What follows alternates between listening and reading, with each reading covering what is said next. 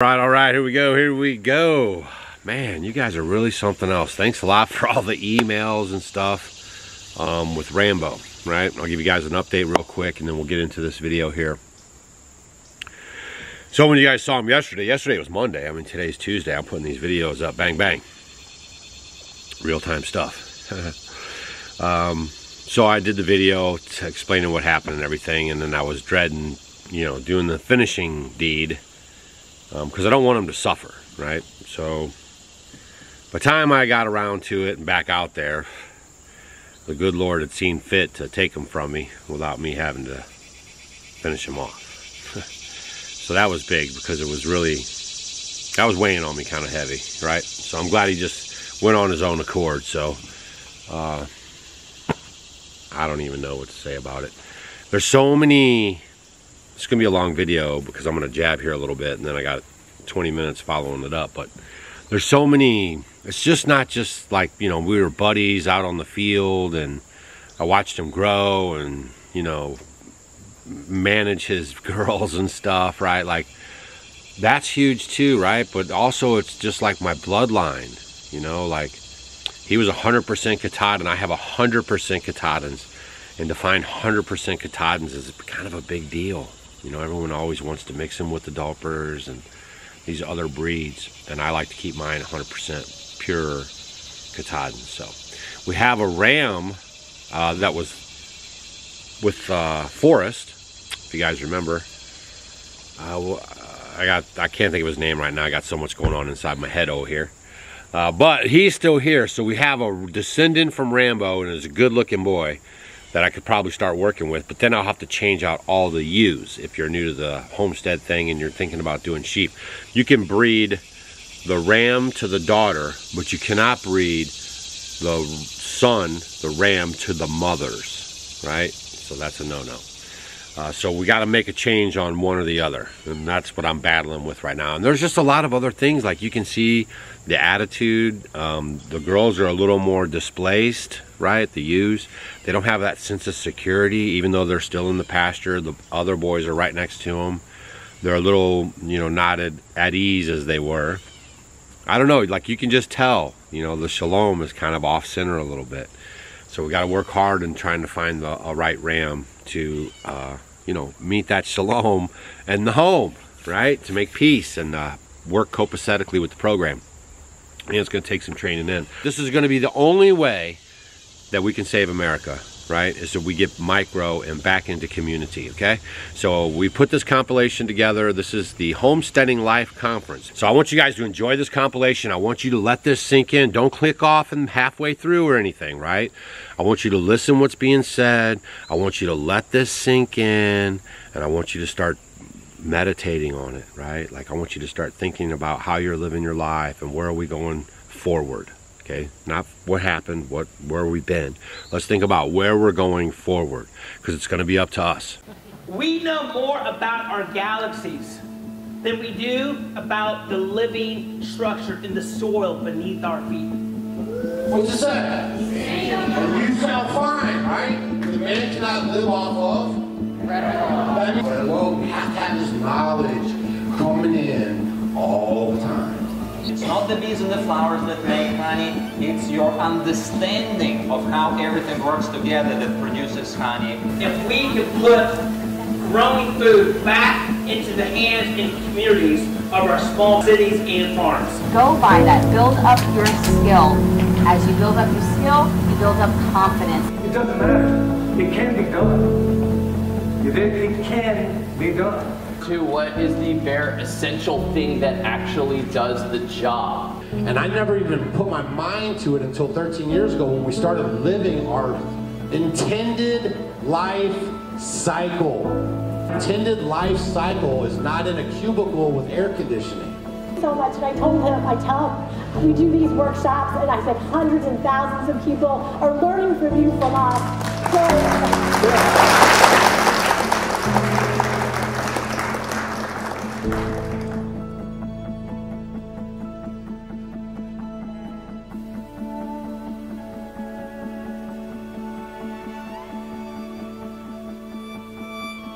and you have to give that best 100%. Not everybody can have 11 acres or 1,000 acres or 100 acres or 10 acres or 1 acre. So just do the best with what you have. Do your best every day. The ant philosophy. Every day he's grinding.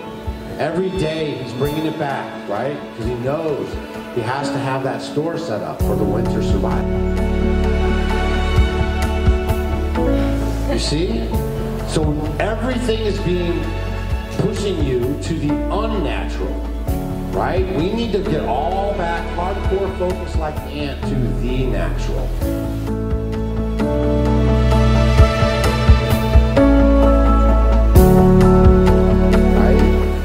Really, this is the time, guys. I mean, community, local government, local everything, your neighbor's farm stand, everything has to go way micro, right? And then we can start doing our thing.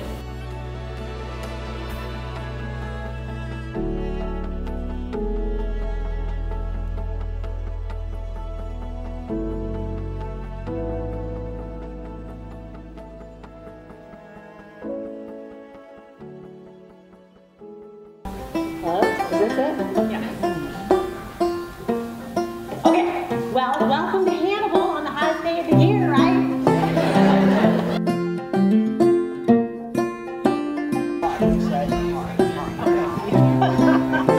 You can eat it, and I'll kind of go over some of the, some troubleshooting. All right, so here, the definition of fermentation is controlled decay. Basically, that's what it is. You are controlling just a natural process. Simple one, and I always say this is the gateway, one of the gateway things to construct fermenting is ketchup. Really wanting to get in traffic, you can get one of these. This is just lay cold. So like if you're wanting to use these kinds of trap for trapping around your house, I wouldn't recommend it. Use the garland, so like with the Christmas trees, the little dangly sparkly things. But you need to eat a few chicken hearts every week, really, to be building a strong heart of your own. Someone earlier who had lung damage from COVID. If you have any kind of lung damage, eat lung. So it's really just a matter of your personal preference. There's no wrong way to do it. First thing we're going to make is a shrub. Now, originally, shrubs were used to preserve fruits, small fruits, so that we don't have to keep them refrigerated. A shrub will last right on your counter for years and never go bad. So if you have a good burn and you're not having pain, that should be a key. I need to have attention. Cow's left side never changes. This is always my left side. This is always my left side. So cow's left side right behind the ribs is where the rumen is. It will balloon up. And this I call my BTV. And we've been watching them for years, and you'll see them transforming the empty box into their little insect kingdom, and pests that beekeepers are concerned about. It's not like they are somehow immune to all of that. They will have all of these things, but they can coexist with it and survive despite the presence of these pests, just because they have stronger defenses against all of these parasites. I'll show you how to skin a chicken. I'm kind of more of a lazy butcher. I don't like to do the whole plucking thing. Skinning's easier. Sometimes I still have to apologize to the chicken before I lop its head off.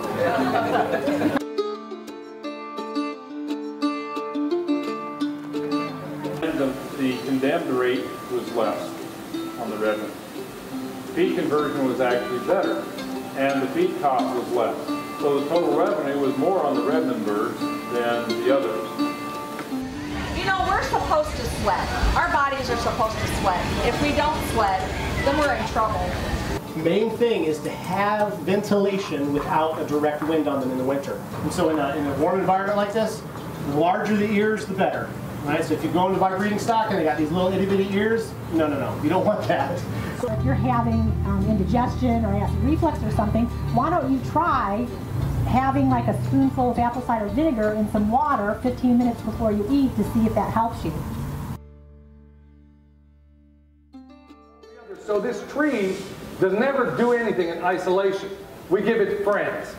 There's 7 layers of a forest, and that's exactly what we replicate here. Go to any healthy forest. If you can't find all 7 layers, it's not a healthy forest. A bunch of trees going alongside that berm all the way down. hypothetically 10 feet apart in an NAP pattern, which is a nitrogen apple pear pattern. Right. We could believe me, we can go a mile deep on this. Plan is, and I'm not trying to promote this, you do what you want. You will walk out of here and do what you want. I'm just going to tell you some of the facts that I know are real. There are over 150 terpenes in the cannabis plant. All of them are not for everybody. All of them don't elevate you. You don't have to have elevation to do something that's good.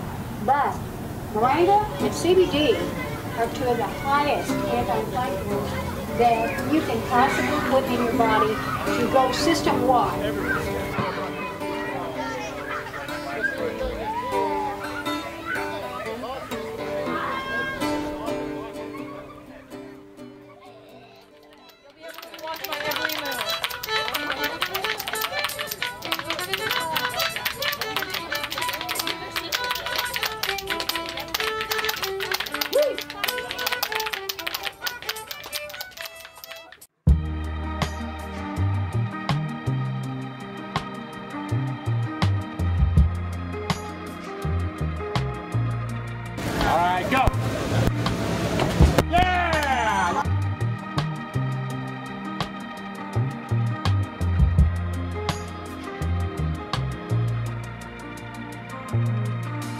Leaving all my worries, I prepare for something. It's already gone. Whatever it was that held me back. Beethoven killed all his chickens, you know. Why? Because he was running around the yard yelling, "Bok, bok, bok." Set me right out of my hair. Turn into a frown. I'm moving on and on. On and on.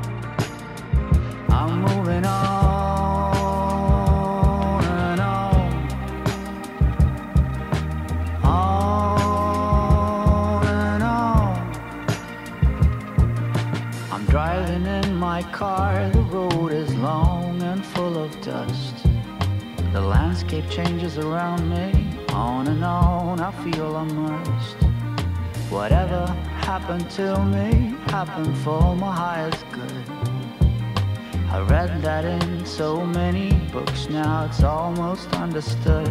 I'm moving on and on.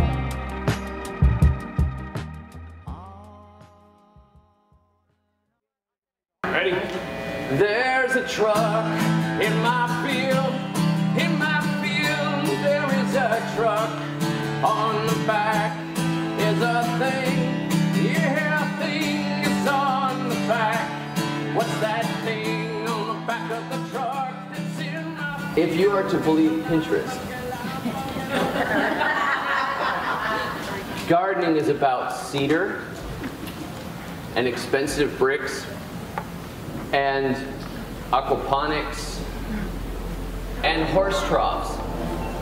Horse trough gardening, man. You've seen those horse trough gardens? You got a horse trough. Look at that. I went down to Tractor Supply and tried to figure out what it would take to replace my quarter-acre garden with nothing but horse troughs. It is over $300,000, I think. And the idea that we have to make something really complicated or really beautiful in order to actually get food out of the ground is wrong. That isn't to say that a good garden is not a beautiful thing. So if you look at those old pictures of a victory garden, right? You see the women out there hoeing the ground, a couple of kids are pulling out carrots, and you see these nice, neat little rows of food coming right out of the ground. There's dirt, there's some tools, there's some human power, there's some water. It's beautiful to see all those rows of produce. I find it beautiful.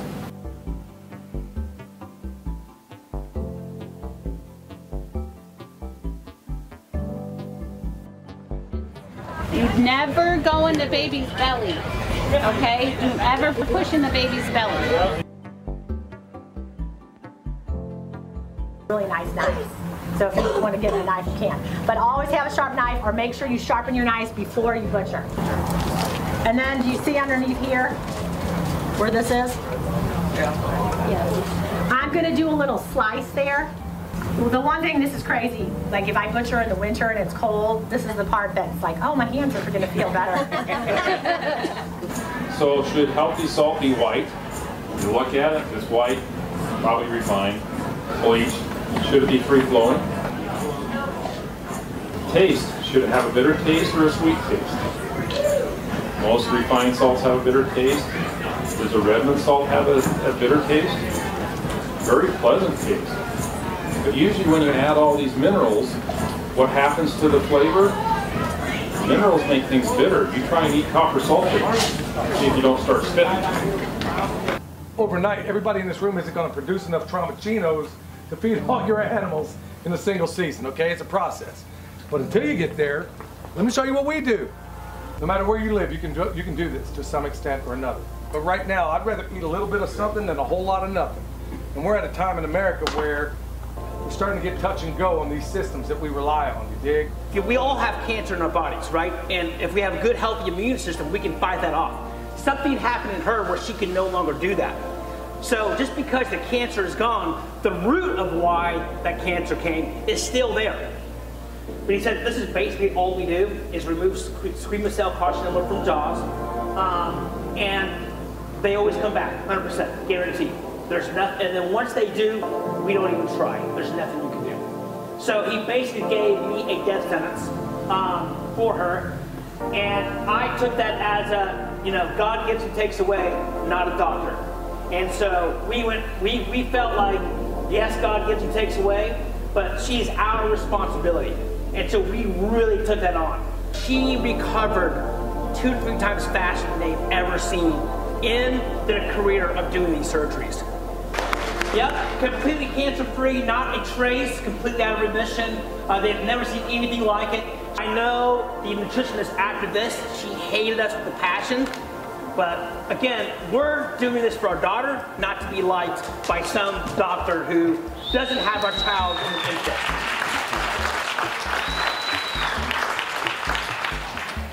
And it's so easy to get caught up in the day-to-day life that we lose focus on the very things that is most important to us. Old book written in the 19th century that says it's not the bees and the flowers that make honey, it's your understanding of how everything works together that produces honey, how there is no escaping the need of working with the local bees. And the good news is that this is a plentiful resource almost anywhere you live. Back to one, that's the double crochet. You're going to go through your last row, pull it through, you got 3 loops. Those loops, that's a half double crochet.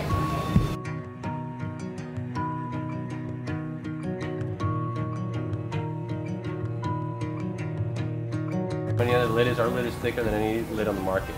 So that gives it that durability with pressure canning, water bathing, vacuum sealing, pretty much anything you throw at it. Find a reliable source, somebody who's been doing it for a long time. Something like that, yeah. My name's Mike Waldron. This is my wife, Rebecca. They're nervous. Yeah, what Doug's sitting on is part of Mom's cabin, Redmond. And I actually had a little snippet picture of, I believe it was Gary, cutting the end of it off and as it fell down. I don't have that with me right now, but I asked Doug if I could have those to make something out of. I decided maybe I could just make either a stool or an end table. And it's a stool end table. They go in Mom's cabin, so we live in the Ozarks, so I went out in the woods and cut a few trees down and made the legs for it and put it together. So and then he made this little plaque right here. Ridge beam from Mom's cabin, off grid with Doug and Stacy, April 2021. Isn't that cool?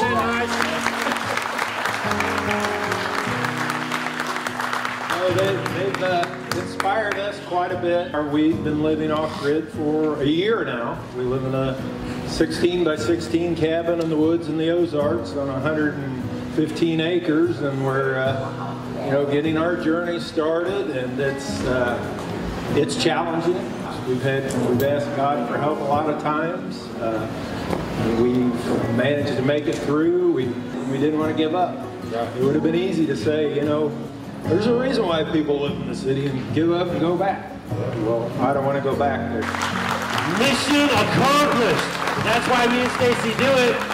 And yeah, this stuff is hard, y'all. You know, living off grid is hard. Don't be watching our channel, see our little cute log cabin, and see me and Stacy and think, I love it, that's so cute, I'm gonna do it. It's hard. Right? It builds character. Right? It builds resilience. So last year, 2021 Homesteading Life Conference, the kids made a quilt. They had little pieces. And then Rita, she put all their stuff together, and look what she made. We're going to show you.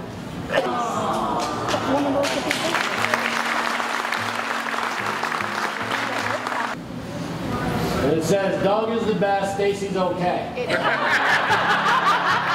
Pillows, and put their pictures with the pillows of what the kids did. No, really, Stacy's the best. Hands to work, hearts to God. Nice. Thank you very much. Hard work is out, sir. Learn the skills, make the mistakes, prepare that for the next person, and go to your next place after that, right? And remember, you're going to build equity in that homestead. The whole time you're there, you're building systems, you're designing, and when you flip that to somebody, that's value. You just need perseverance, right? And you just need to use your space and use the things that you have under your feet to the best of your ability. The least expensive alternative with the best results. Doing a lot of these natural ways to take care of yourself. Look at all the money you're going to be saving on stuff that you go to the store and buy. So you got to have that kind of, this kind of homesteader mentality, like back in the Depression, what they used to do. Not, I can. It's how can I? How can I? How can I? Right? And then you'll be amazed what the opportunities produce in front of you like that. Yeah, because you'll start noticing when you open yourself up and you're more positive about how you approach life and situations, even if they're yucky situations you're in, things are going to start happening to you. I mean, look how quickly, I say, like in a generation or two, how we lost everything. Right. Now we want to learn it again. I mean, you can get rid, it goes away very, very quickly. So, we were talking about Noah, our Amish friend. He's the one, if you took my butchering class earlier today, he's the one that taught me how to butcher a chicken for my very first time. He's a single guy, he wants to help people, and he always talks about he's getting older, and he says, I want to have like a legacy that I can leave people. And so I told him, we do these workshops, and I said hundreds and thousands of people are learning from you, from us. And I told him, what you have taught us, we're trying to teach all these other people out there. One thing about farming that I love so much is that the more I learn, the more I realize I know absolutely nothing. It is incredibly humbling. The foundation of what we do on the farm, everything is connected through the soil. The more I learn about it, the more humbled and small I feel, which makes me even more excited about pursuing and growing the way I do. So no matter how big your farm or how small your homestead is, remember the soil that we tread, the soil where we came from, the soil that feeds us, and the soil that will all return at the end of our days.